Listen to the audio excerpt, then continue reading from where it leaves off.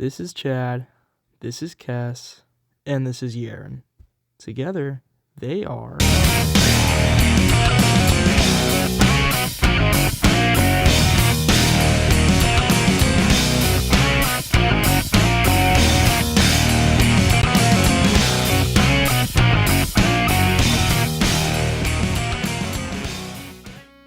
I lied. Their names are actually Jess and Darren. Chad is Chad though. They had two main logo styles throughout their career. This is the original Corpo logo. Nothing interesting, just a bold font and a big ass K. This is CKY's most popular logo, originating from their second album, Infiltrate, Destroy, Rebuild. It was created by taking Ozzy Osbourne's logo and transforming it into the CKY letters, even keeping the same color scheme. With 5 studio albums and a handful of singles and EPs, there's plenty of different variations of this logo that they have used. In 1999, they released their debut album, Camp Kill Yourself, which was also the original name of the band at the time. The cover art features a painting of R. Bud Dwyer. If you know, you know. It was quickly changed and re-released as Volume 1, with the band's name being shortened down to CKY. In the early 2000s, the cover art was also changed to what it is recognized as now today.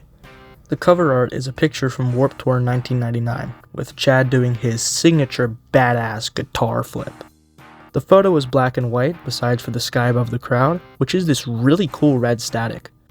Above Chad is the first instance of the CKY logo, the Corpo logo. This one has reappeared a couple of times throughout the discography, but in its first appearance, it was colored white. It's bold, simple, and clean, very corporate. This logo had also appeared a year earlier in the Disengage the Simulator EP, which was sold at the 2000 Warped Tour and limited to 2,000 copies. The EP had Disengage and a bunch of other demo songs, which were first featured on the Volume 2 Prank Call album. With Infiltrate, Destroy, Rebuild being released in 2002, the album cover featured the new logo front and center. This is of course their most iconic and frequently used logo, the Ozzy logo. It instantly became recognized as the CKY logo. It has been used in a wide variety of color combinations and textures, with the red and yellow color scheme becoming a staple part of the CKY logo.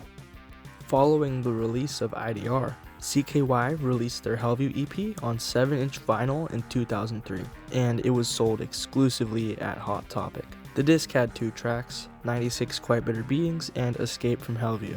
The cover featured the Ozzy logo again, with a white border and cold gray metallic letters. The disc is now a highly sought after collector's item, going for a blasphemous $200 on sites like eBay. 2 years later, after having the hard drive containing the album literally melt and then have to be Frankensteined back together, their third album, An Answer Can Be Found, was released in 2005 under Island Records. The cover art is this deep blue color with a cool chop effect running through it. The Ozzy logo is back and sporting a new color scheme to match the cool vibe of the cover art.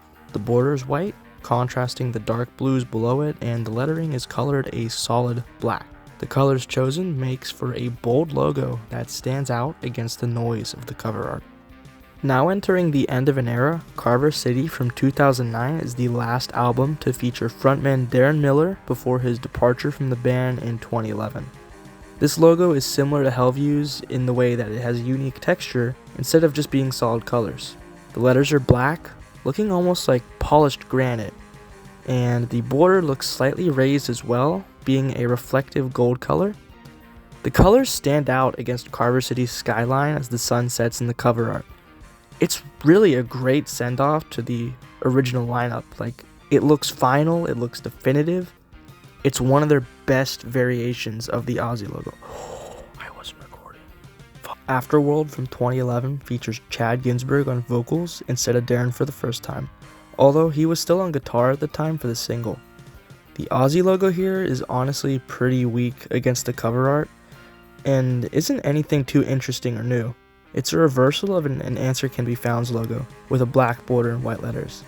It's not necessarily a bad version of this logo, it just really doesn't go well with the cover art here. A compilation album titled B-Sides and Rarities was released in the same year. The Ozzy logo strikes again and appears with red letters and a white border.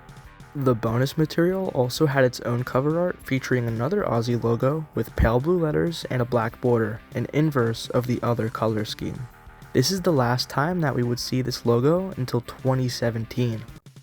8 years after Darren left the band, Chad and Jess got back together as CKY and released their new album, The Phoenix. Prior to the album, 3 singles were released to promote it. The only really unique one here was from Days of Self-Destruction. The other 2 singles were just slight variations of the final logo on the album. The Aussie logo here was just the white border. The letters were actually transparent.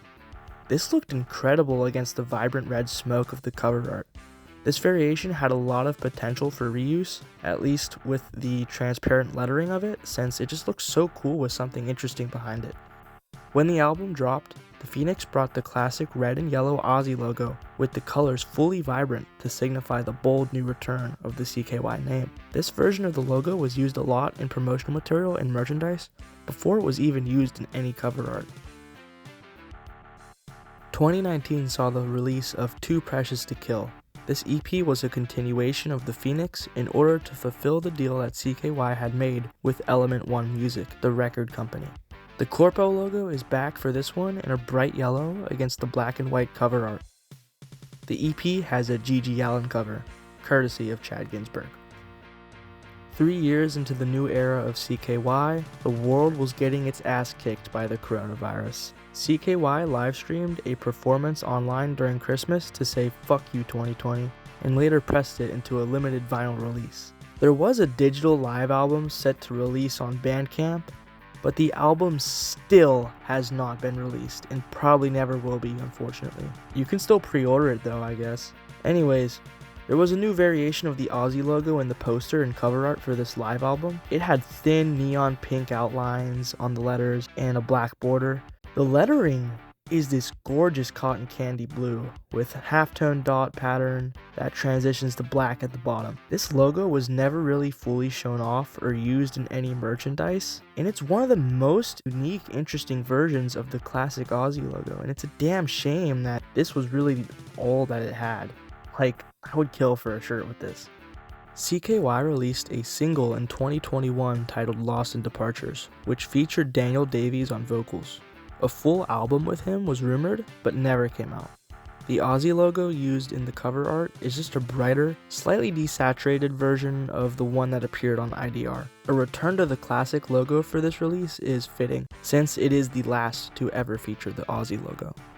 This brings us now to CKY's latest 2025 release, a single titled Can't Stop Runnin'. The song is great and has a classic Darren-style riff. The Corpo logo has returned again and is mainly a desaturated red with a cool chromatic aberration effect on it. With the Corpo logo back once more and here to stay now that the Aussie logo has been retired, the band has come full circle to their first rendition of the logo. And yeah, that was pretty much every CKY logo.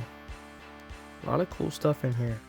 I really wish that the 2020 live stream album would come out on Bandcamp.